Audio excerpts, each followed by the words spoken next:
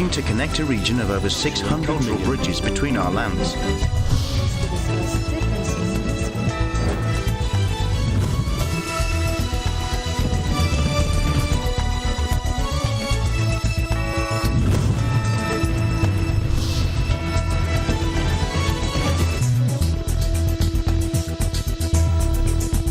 Good evening, I'm Alma Angeles. You're watching ASEAN in Focus on tonight's headlines.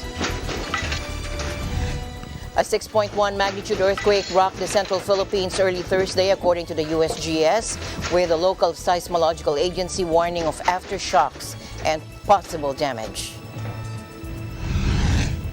China insists and claims that Ayungin Shoal in the West Philippine Sea is part of China's Nansha Islands and has accused the Philippines of intruding into its waters. And China is also urging the U.S. to conduct a thorough investigation into what Beijing claims was a string of incursions into its airspace by U.S. balloons. And the World Health Organization says that despite a drop-off in cases, it still considers Mpox, previously known as monkeypox, an international health emergency.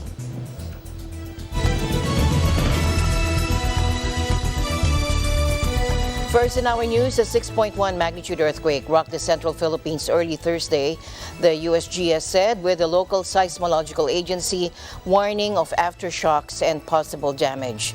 The strong and shallow quake struck off Masbate province in the center of the archipelago nation shortly after 2 a.m. local time, jolting people awake. The epicenter was 11 kilometers or 7 miles from the nearest village of Miyaga in Yuson Municipality on the province's main island of Masbate, according to the USGS. Shallow earthquakes tend to cause more damage than deeper ones. FIVOC said intensity 7 was felt by residents in Masbate City and intensity 5 was felt in Dimasalang, San Fernando, and Uson. Now, other towns also felt the tremor. On Wednesday, one of Masbate's towns, Dimasalang, was rocked by a magnitude 5 magnitude earthquake. As part of safety measures, work and classes were suspended in Masbate. China insists and claims that the Ayungin Shoal in the West Philippine Sea is part of China's Nansha Islands and has accused the Philippines of intruding into its waters.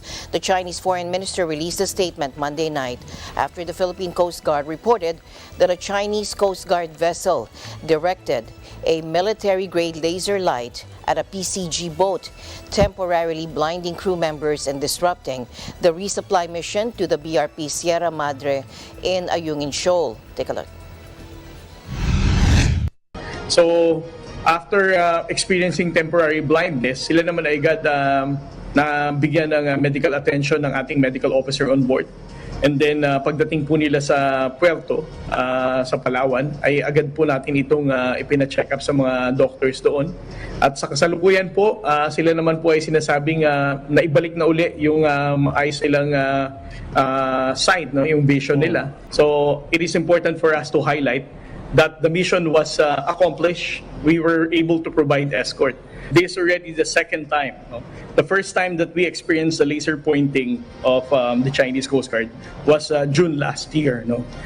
When the BRP Habagat, no? Ito ay isang tugboat, no? Coast Guard tugboat, ay tumutulong din sa pagkakandak ng RORE mission, ay natutukan ng na-expose dito for almost 20 minutes. Kaya lang ang difference is that blue lights ito na ginamit, ngayon ang ginamit nila is green. Where in fact, ang nangyari pa noon, no, nung na-expose ang Coast Guard dito, ay nagkaroon sila ng temporary blindness din at skin itchiness, no, yung pangangati ng balat. We provided the facts and China's principled position. For the purpose of clarity, I would like to provide some more details. As is widely known, China has indisputable sovereignty over the Nansha Islands, including the Ren'ai Reef. On February the 6th, a Philippine Coast Guard vessel intruded into the waters adjacent to the Ren'ai Reef. Without Chinese permission, China Coast Guard ship was compelled to respond in accordance with law and warned the vessel to leave. During that process, China Coast Guard ship used handheld laser speed detector and handheld green light pointer to measure the distance and speed of the Philippine vessel and signal directions to ensure navigation safety.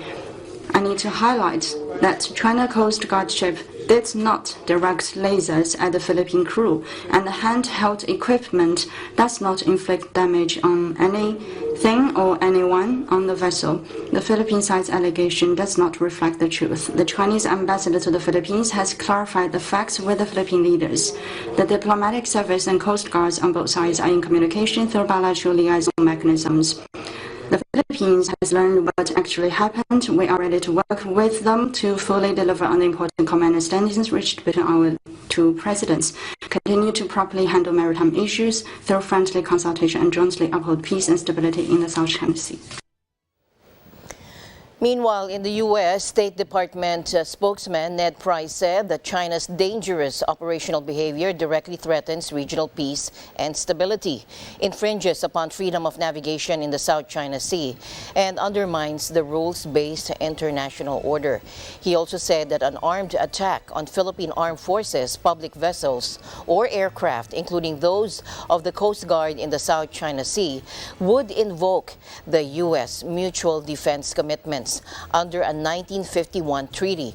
The treaty obligates the allies to help defend one another in case of an external attack.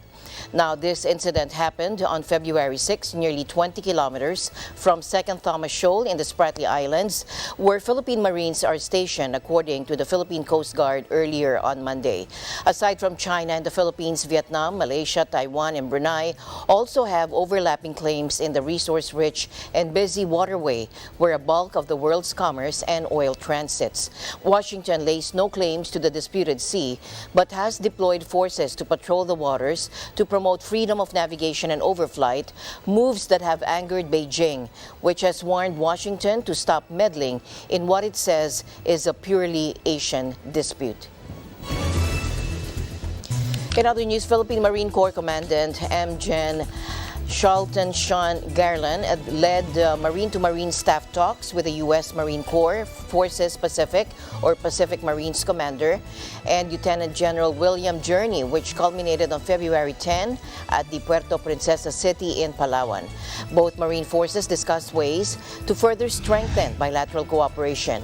Meanwhile, Philippine Fleet Commander RADM Renato David engages the U.S. 7th Fleet Commander Vadim Carl Thomas for the second iteration of the staff-to-staff talks between the two forces, which concluded also on February 10 at Subic Bay. Now, the staff-to-staff talks by both fleets is a regular dialogue and information exchange that aims to strengthen existing mutual cooperation. The Philippine Navy and the Pacific Fleet, along with the PFUS 7F and PMC MARFOR PAC, have reiterated the importance of the security alliance and shared commitments under the Mutual Defense Treaty to promote a rules-based order at sea that will enable a peaceful and stable region. Both countries acknowledge the role of their respective armed services to maintain a free and open Indo-Pacific and enable countries to thrive economically. Meanwhile, more countries yesterday threw their support to Manila in the wake of the laser pointing incident by a Chinese Coast Guard ship at a Philippine Coast Guard vessel that assisted a resupply mission to Filipino troops in the 2nd Thomas Shoal, or Ayungin Shoal. Japanese Ambassador Koshikawa Kazuhiko called on all states to observe maritime order. All states should respect maritime order based on international law, in particular the UN Convention on the Law of the Seas, or UNCLOS, and recall the 2016 arbitral award is final and legally binding. We firmly oppose any action that increase tensions, Kazuhiko said in a tweet. He also said, we express serious concerns about dangerous behavior against Philippine vessels. Now, Canada reaffirmed its support for the Philippines. It said recent actions that disrupted the lawful operations of Philippine vessels off the coast of the Philippines are in violation of international law and contrary to the maintenance of regional peace and stability and the rules-based international order, according to Ambassador David Hartman. Australian Ambassador Hei Kyung-yu asked China to stop its aggressive acts and said the action of its Coast Guard was unsafe and intimidatory. Australia shares concerns about unsafe and intimidatory actions directed against the Philippines, the envoy said in a tweet. She also called for peace, stability, and respect in the South China Sea. Meanwhile, China is urging the United States to conduct a thorough investigation into what Beijing claims was a string of incursions into its airspace by U.S. balloons. Take a look. As we pointed out, since May last year, the U.S. has released a large number of high-altitude balloons from its territory, which have continuously circled the globe and illegally flown over China's airspace, including Xinjiang and Tibet, more than 10 times at least, without the approval of relevant Chinese authorities. With regard to the entry of the Chinese civilian airship, we have repeatedly communicated it to the U.S. side. The U.S., however, says nothing about the illegal flight of its balloons over China's airspace, and even implied that China is spreading disinformation. The U.S. cited the entry of the Chinese airship as a violation of its sovereignty. Then how does it explain the illegal overflight of its balloons through China's airspace? China has handled the U.S. balloons in a calm and professional manner, but the U.S. overreacted to the Chinese airship. The U.S. needs to give an explanation to China and international community, reflect on its behavior, stop smearing and attacking China, and stop misleading the U.S. public and the world. China reserves the right to further respond if necessary. Transit over, potential military sites of ours or sensitive sites. We know the first one was Chinese. They admitted it. They claimed it was a weather balloon. We know it's not. These three, we don't have attribution for right now. We don't know who owns them. Meanwhile, White House National Security Council spokesman John Kirby told reporters Monday the U.S. is not flying surveillance balloons over China. The spat has already inflicted diplomatic damage between the rival superpowers, with Secretary of State Antony Blinken abruptly canceling a rare visit to Beijing. Kirby stressed that China is running a well-funded, deliberate program to use high-altitude, hard-to-detect balloons for spying in the U.S. and other countries. Meanwhile, Taiwan's military says it will shoot down any targets that it deems a security threat after revealing that Chinese balloons fly frequently over the democratic self-ruled island. Take a look.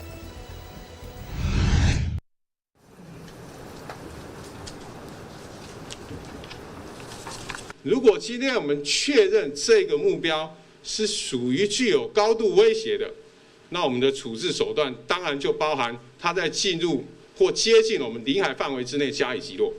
我们到目前为止是还没有遇到这种威胁性必须要用致命性武力去摧毁的目标。 To mark the culmination of the latest phase of research as part of the project, Global China Assessing China's Growing Role in the World, the Foreign Policy Program at Brookings hosted Deputy Secretary of State Wendy Sherman for a keynote address. Ms. Sherman talked about its Indo-Pacific strategy. Take a look. Well, I'd also note that Chairman Menendez just released an Indo-Pacific report about on the one-year anniversary out of the Senate Foreign Relations Committee, because I think we all understand that the PRC challenge does sit in a region that's very important. I think we have done a terrific job of reestablishing a lot of partnerships, a lot of connectivity with the Indo-Pacific with this strategy. I mentioned the Quad, AUKUS, ASEAN, APEC, IPEF.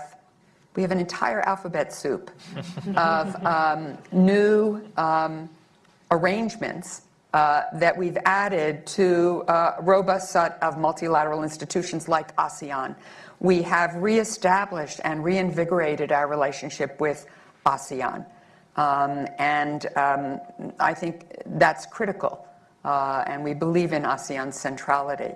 So we have established, I think, a stronger and better relationship with India, which is the largest country in the world now, and is a democracy and a critical partner going ahead. We have worked on conflict areas in the region as well as all of the positive capabilities that are there. As I mentioned, we have opened an embassy in the Solomon Islands and in Maldives. We will be doing some additional as well. But one of the things I talk to my Japanese and Korean counterparts about is how we sort of support each other, look at where each other has strengths, and bring those strengths together to have a concerted and coordinated effort. Each of us can't do everything everywhere, though we all try. So if we can join forces, we can get a whole lot more done.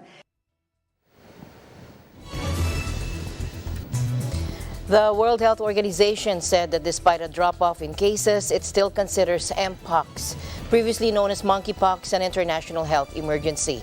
WHO Director General Tedros Adhanom Ghebreyesus reached that conclusion following the recommendations of the UN Health Agency's Emergency Committee, which met last Friday. Take a look. On Friday, the Emergency Committee for the global outbreak of Mpox met to assess whether, in its view, the outbreak remains a public health emergency of international concern. The committee has advised me that, in its view, Mpox remains a global health emergency, and I have accepted that advice. The committee acknowledged the progress made in reducing Mpox transmission globally and the continued decline in reported cases since its last meeting. However, more than 30 countries continue to report cases, and the possible underdetection and underreporting of confirmed cases in some regions is concerning, particularly in countries where animal-to-human transmission of Mpox has been reported before. The WHO's Emergency Committee on Mpox meets every 3 months to determine if the label remains valid. The committee acknowledged progress made in reducing transmission of the diseases, according to Tedros, but more than 30 countries were still reporting cases, and in some regions, not all cases have been detected and reported, so all countries should remain cautious and vigilant. Finally, once again, Mayu launches her makeshift polystyrene boat into a Yangon creek, ready for another day of trawling its filthy waters for plastic and tin cans. Floating along other river cleaners, they are gathering recyclable materials to sell to traders, their only source of income since losing their jobs following the 2021 military coup that upended the economy and sparked widespread unrest in Myanmar. Take a look.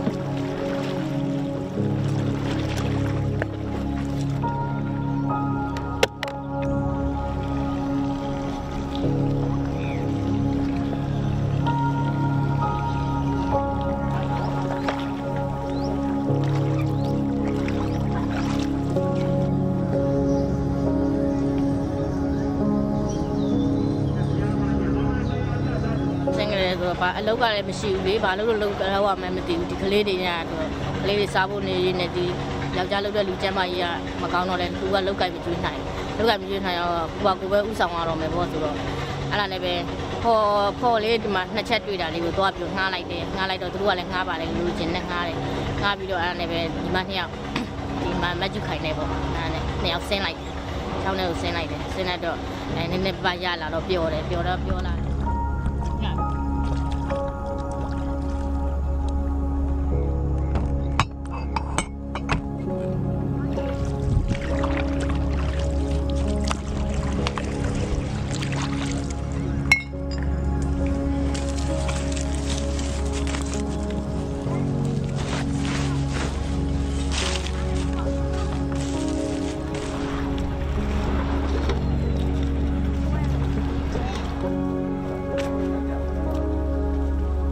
လုပ်တာလို့စိတ်ကုန်နေဒီလုပ်ငန်းကိုတကိုးလေးဟိုတန်းတန်းစင်စင်နဲ့တူကမနေရဘူးဒီရေထဲမှာနန်းနန်းစောစောလေးနေရကိုလုံးမှလည်းညစ်ပတ်တယ်အသားလေးပွေးနေတဲ့အသားကခုမှမဲအချိန်ကြီးပြတွတ်ဆိုတော့ဒီကျွေးကြည်လေဆိုရင်ကျွေးကြည်လေဈေးလေးရောင်းနိုင်မယ်ပုံစံမျိုးဖြစ်သွားတော့ဒီလုပ်ငန်းကိုမလုပ်တော့ဘူးဒီကျွေးမကြည်မရှင်းတော့ဒီလုပ်ငန်းကိုလုပ်နေအောင်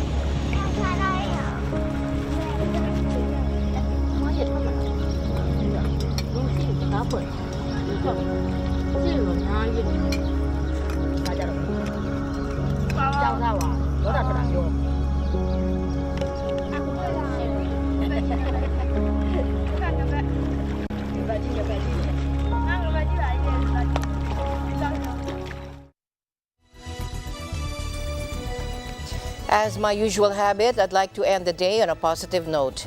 Let's encourage and build each other up so that no one is left behind. And that's it for tonight's broadcast of ASEAN in Focus. I'm Alma Angeles. Stay in the news because we live in extraordinary times. Good night.